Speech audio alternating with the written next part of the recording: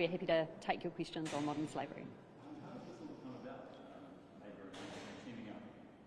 Well, modern slavery is a really important issue for New Zealanders. We've had approaches, both of us, from school students, from businesses, from NGOs. We know that other countries have schemes in place to prevent modern slavery. It's an issue that we both felt really passionately about, and we're really in Parliament to make laws and change New Zealand in a way that really works for New Zealanders. And so we found something that we could agree on, and that's how we ended up here today.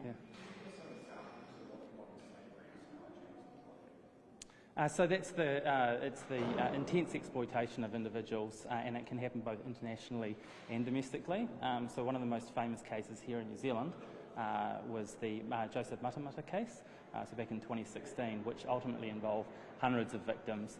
Had the framework that we're introducing in this legislation and the changes to the prosecution framework that are coming through imminently in the Crimes Amendment Act been in place, that case would have been identified and dealt with years earlier and saved hundreds of victims. So essentially what Joseph was doing in that instance was confiscating people's passports, putting them into servitude, and then exploiting them for years on end.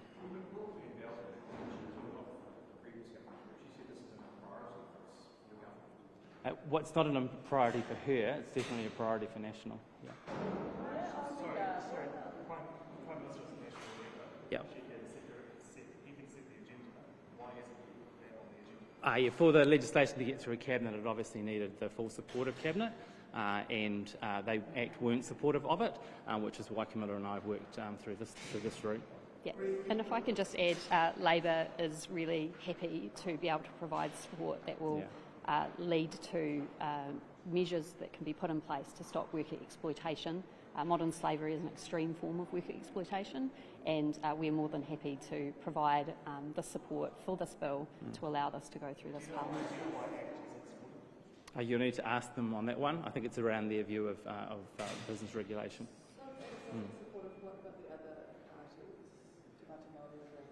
I would imagine in the coming hours we'll find out whether they're supportive of this, but yeah, to this point Camilla and I have focused on working between Labour and National.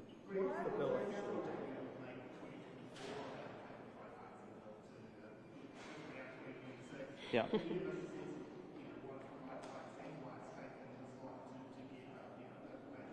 Yeah, great question. I mean, there were differing views around the extent of the bill, and so you'll see that coming through in the different details and thresholds that we've gone for, which will be further explored at Select Committee. And also this is the first time that Standing Order 288 ever been invoked, so that was the topic of a lot of discussion. But yeah, in the end there was unanimous support with really strong support from the Prime Minister, obviously. Can you just explain what the bill actually does?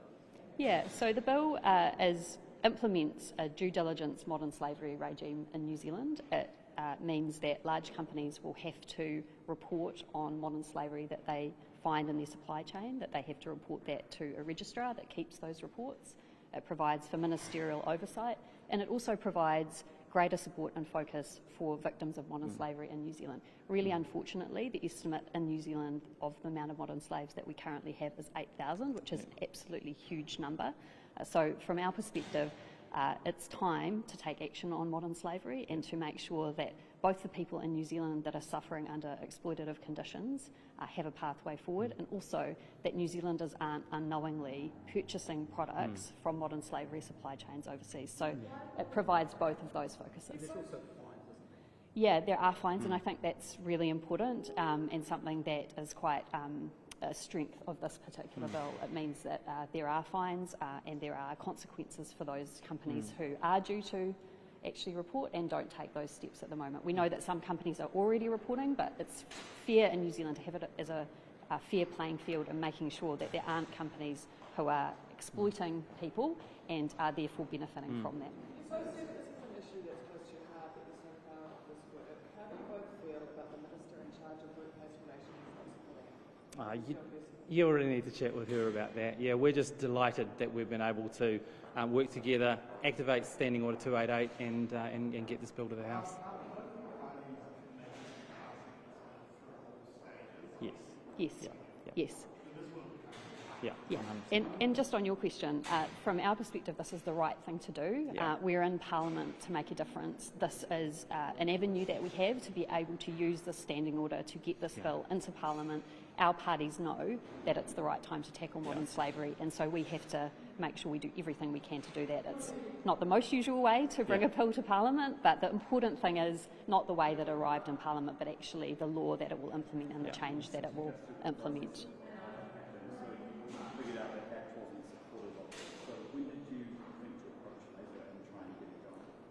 We started working on this months ago, Yeah, didn't we? Like many members' bills that go through Parliament with cross-party support, it does take a lot of work. It takes compromise. It takes people working together in good faith. Yeah. So I really am pleased that we've been able to get here.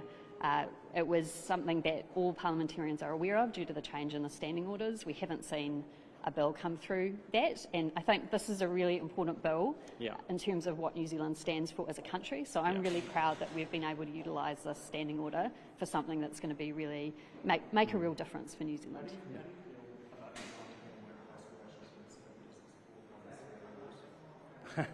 We'll see how this plays out in the coming weeks. I'm hopeful they might see the merit in this law. As Camilla said, it's such an important piece of legislation. Again, I am delighted with the fact that we've been able to get it this way and see Parliament almost unanimously, hopefully, come in agreement of something, as Camilla says, is just such important legislation. So the details of that will be worked out in Select Committee, but at this stage the intention is that it'll be the Human Rights Commission who are overseeing this, and it will be a dedicated officer, likely within MB, who will be responsible for setting up and overseeing the register. No, not at this stage, no.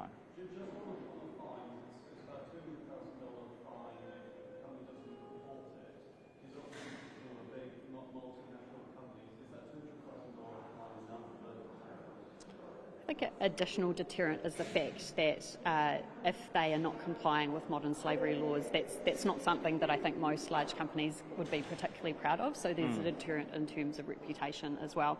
And I have to say, with larger businesses and with many businesses in New Zealand, this is something that they're already doing due to other jurisdictions that they work in. And so it's really about creating that level playing field for large businesses. I personally haven't at this stage at all engaged with those big companies, but I think that it's something that it will apply to those companies, and I think it's a good thing that we will have a system in place that will make sure that products that are bought from those large companies in New Zealand do have a process to go through in relation to their due diligence on modern slavery. So just on that, Zespri, for example, have actively been asking for this kind of requirement. So you've got about 300 companies in New Zealand that are already reporting under the Australian requirements because of their relationship with Australian ownership. So this will grow that to another 700. So there'll be about 1,000 companies in total that will be required to report. We've got a pretty packed legislative agenda coming through. We're getting into election year. When are you expecting this bill to be passed? So we'll be writing to the Business Committee in the next sitting week, asking for them to place this bill at the top of the members' order paper. If that is granted, then the following Wednesday, so essentially 2 weeks from yesterday, I think, or 3 weeks from yesterday, the bill will have its first reading. Yeah, our hope is that it would be, these bills go through members' days, so they're not on the government business agenda, and so our hope would be that we would be able to get this through on members' days this year. Yep. This year, so before Yes. the election? Yes. Absolutely. Yeah.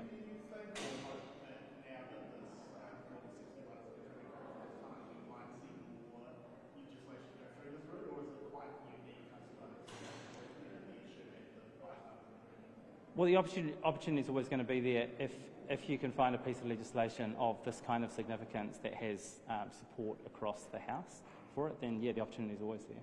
People might be a little bit confused because I mean, the Prime Minister has said march in the streets over the issue of modern slavery as international. Yeah. Can you explain politically how profound is saying this? Well, he was, as I was saying before, he's been enormously supportive of this process right the way through. I mean, to be honest, from my side of the house, from the caucus, yeah, he couldn't have been more supportive. And in fact, it's fair to say, I think, again, from my side of the house, without him, we wouldn't be standing here today. So as Camilla was saying, there's different ways that we can get legislation passed in the House, and we've been able to do it through this way. Yeah. That's how coalitions work. If I can add to that, we've seen from the ACT Party a complete disregard for workers' rights, and so from our perspective, from Labour's perspective, it's not surprising to see that once again they've failed to stand up for workers, not only in New Zealand but that are being exploited worldwide. So that's the reality. We found a way to move past the fact that that particular political party is not willing to take steps to stop modern slavery. There's different views on it. I mean, I understand their critique of it. I don't agree with it. I'm in full support of this legislation. Yeah.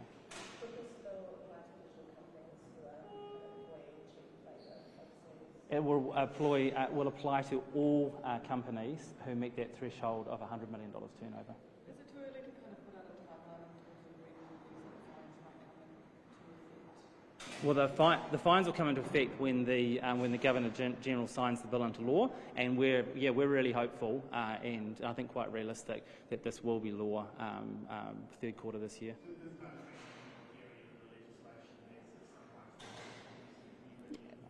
As far as I can recall, no, but the law is up on the Parliament website at the moment. So.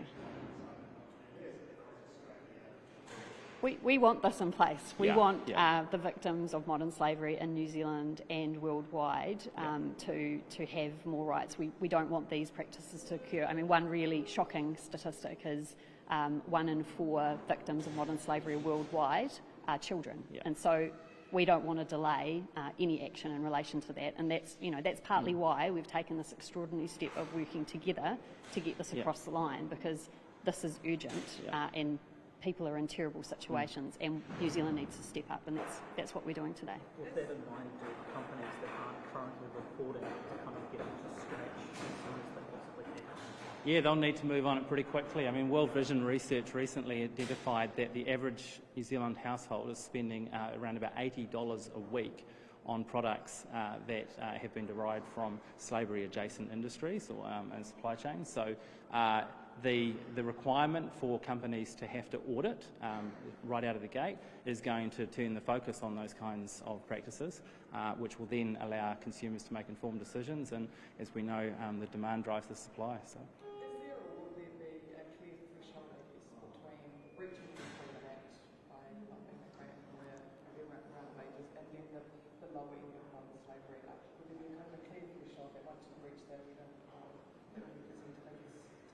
Yeah, I mean, work exploitation is a continuum. Modern slavery is the worst type of work exploitation, and this is what this particular bill applies to. And you can see from the wording of the legislation that it applies in really extreme cases. I mean, modern slavery includes things like servitude, slavery, sexual exploitation, child labour, the really worst types of treatment that human beings can do to one another, and so that's what it would apply to. In the lead up to the was there discussion with the 28 ministers and businesses who signed that petition or signed the letter last year calling for urgent action on this? Yeah, I think there was. Yeah, I've certainly we've been in consultation with any number of groups, because as Camilla said in her opening remarks, this has been something that people have been calling for years. Can I just add to that as well? We have had an overwhelming, and all members of Parliament have had an overwhelming number of messages of support encouraging us to take this action. And so this is not something that we thought of by ourselves at all. There's been a campaign for modern slavery that has been going on for a really long time.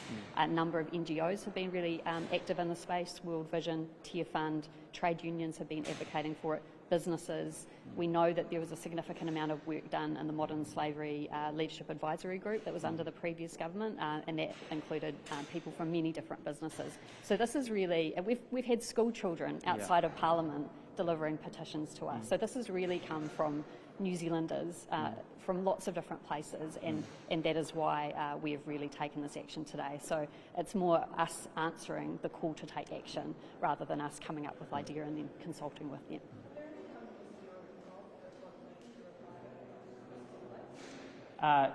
In terms of, you mean they might find issues within their audit chain? I'm sure they will be, yeah.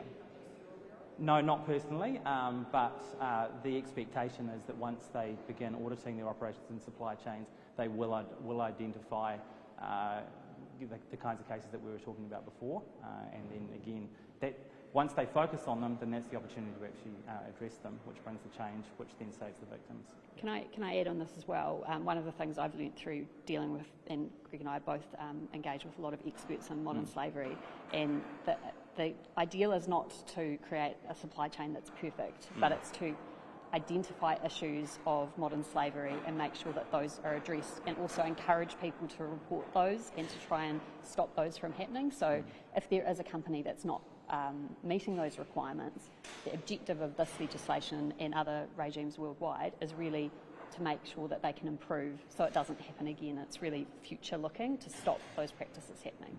So just to clarify, those fines are just for the reporting, and is there any kind of additional punishments for findings of modern slavery? Well, slavery is illegal in New Zealand, so if it was a New Zealand-based person, then there's obviously things within our existing law that would apply to them criminally. But in terms of overseas, we obviously don't have jurisdiction overseas, so it would be reporting would be the main way that we could actually make sure that those companies are doing what they're doing. I don't know if you want to add to that. No, that's well said. This will be the last question. Say, for example, a product like that is well known exploitation is implementation versus those others that come from New Zealand. Would we reporting outrageous exploitation and slavery, would we then hold those products out? I think the objective of this law is really to identify those instances and prevent them from happening. So it's actually about improving the supply chain, not stopping the supply. And that's, I think, a more sustainable way of making sure that slavery doesn't exist at all. And that's common, as I understand it, in other modern slavery regimes that have been implemented worldwide. And anyone in that area will tell you that that is the objective. It's to identify instances and improve them. It's not actually about blacklisting companies, for example. That's right. Yeah, so on that, to give you an example, in Australia, when they introduced their modern slavery reporting requirements a few years ago, one of the first cases that came up was Country Road. In doing their audit, were shocked to find evidence of modern slavery in a supplier of a particular sock product that they had, and that knowledge then allowed them to be able to engage with that supplier and then actually follow the supply chain right down to where the abuse was happening, and then put the pressure on to make the change. That's the kind of example that we're hoping we'll see here in New Zealand. Just quickly, can I just ask how important is it to align ourselves with the jurisdiction? Oh, very important, and in fact this is also bringing us into line with some of the requirements, including our recent FTA with the EU. That's right, yeah. Thank you very much. Thank you so much.